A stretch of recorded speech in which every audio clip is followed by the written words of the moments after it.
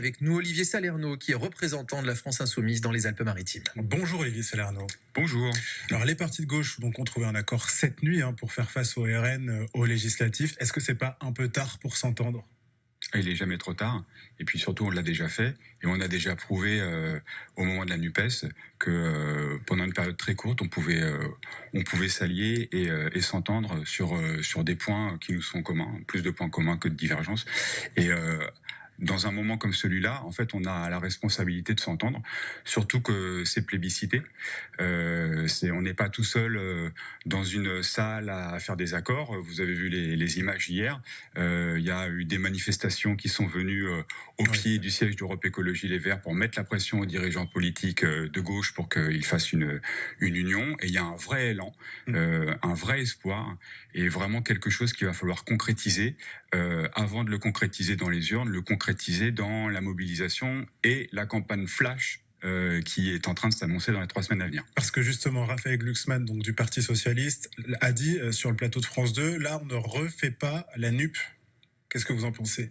C'est pas une NUP ? Parce que la NUP n'a pas de très... Oui, en fait, Raphaël Glucksmann n'a jamais été pour la NUPES. Ça, c'est un secret pour personne. Il l'a dit, il s'en est jamais caché. J'ai l'impression qu'après l'interview qu'il a donnée hier, ça avait l'air un peu improvisé. Il était bien seul. Je rappelle que Place Publique a été signataire de l'accord du nouveau Front Populaire qui vient de sortir, dont on vient de parler il y a 2 secondes. Donc, bon, c'est une initiative individuelle qui le regarde. En attendant, moi, ce que je vois, c'est qu'il y a un vrai élan. Et que cet élan-là, c'est pas l'élan derrière une seule et même personne en solo, c'est un vrai élan populaire. Mais justement, Raphaël Glucksmann, vous l'avez dit, bien seul, c'est pas inquiétant le jour où il faut faire une union ? C'est pas le problème, en fait. Je pense que Raphaël Glucksmann, comme tout le monde, s'est retrouvé un petit peu en impro après la déclaration de dissolution d'Emmanuel Macron. Donc, il est sorti d'une campagne des élections européennes, c'est une chose. Maintenant, on parle d'autre chose. On parle de rassembler les troupes pour une campagne législative nationale. Ça n'a rien à voir, même si on est sur une dynamique. Et il s'est retrouvé sur un autre logiciel. Voilà. Nous, on a l'habitude de ça. On a surtout l'habitude d'avoir des campagnes galvanisantes qui donnent envie, qui doivent se passer absolument dans la joie. Moi, j'ai quelques messages à faire passer ce matin. Il faut vraiment que les gens s'emparent de ça. Les gens pour qui ça a été un électrochoc de voir potentiellement le Rassemblement national avec une large majorité à l'Assemblée, il faut qu'ils s'emparent de ça, qu'ils s'inscrivent sur les listes électorales, qu'ils commencent dès maintenant à penser à la procuration. On a jusqu'au 15 juin. Voilà, le Conseil constitutionnel a repoussé la date. On a jusqu'au 15 juin. Il faut... Allez-y, moi j'ai plein de trucs à dire. Il faut aller voir la famille. On n'a pas beaucoup de temps. Est-ce que justement cette union, elle sera suffisante ? C'est le début de quelque chose. En fait, c'est même pas le début de quelque chose, c'est la suite de quelque chose. C'est sûr qu'il y a eu quelques grains de sable. On va pas se cacher, on va pas se voiler la face. Maintenant, on a toujours, de toute façon, on a toujours gagné dans l'Union des gauches sur un programme fiable, clair, une gauche de rupture. Ça a été rappelé dans le communiqué du nouveau Front Populaire d'hier soir.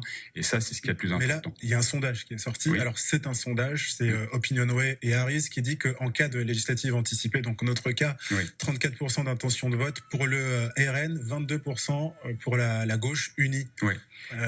Écoutez, moi, tout ce que j'ai à dire, de toute façon, on a toujours fait mentir à la France Insoumise, en ce qui nous concerne, et dans une plus large... on a toujours fait mentir les sondages. Voilà.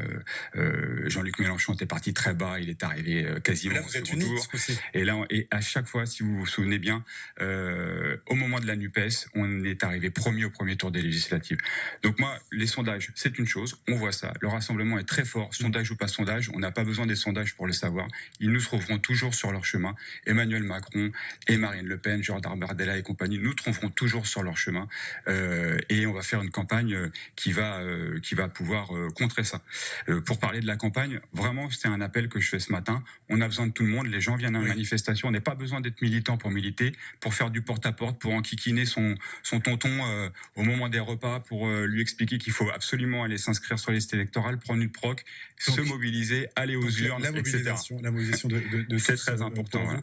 Mais en cas de victoire, Raphaël Glucksmann ou finalement Laurent Berger, l'ancien patron de la CFDT, comme Premier ministre, oui. Lequel ? Mais c'est pas du tout le sujet ce matin. D'ailleurs, on n'a pas du tout les candidats pour les circonscriptions. On ne sait pas du tout quel parti. Pourtant, c'est un sujet qui est mis en ce moment sur la table. Oui, mais complètement. En tout cas, c'est pour ça que je vous pose la question. Hier dans la nuit, nos représentants qui n'ont pas dormi depuis 2-3 jours ont sorti cet accord. Le programme va arriver dans les heures qui viennent. On verra après pour les candidats. En fonction des circonscriptions, ça sera un candidat comme la dernière fois, ou insoumis, ou socialiste, ou écologique, ou communiste, ou Génération, on verra bien.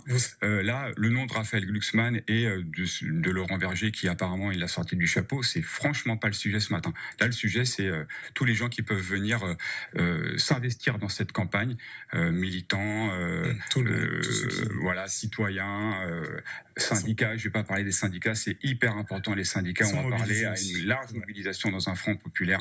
Et je pense que c'est central. On a le monde du travail avec nous. C'est un des trucs les plus importants à mon sens. Eh ben, merci beaucoup Olivier Salerno. Je rappelle, donc vous êtes militant à la France Insoumise dans les Alpes-Maritimes. Voilà.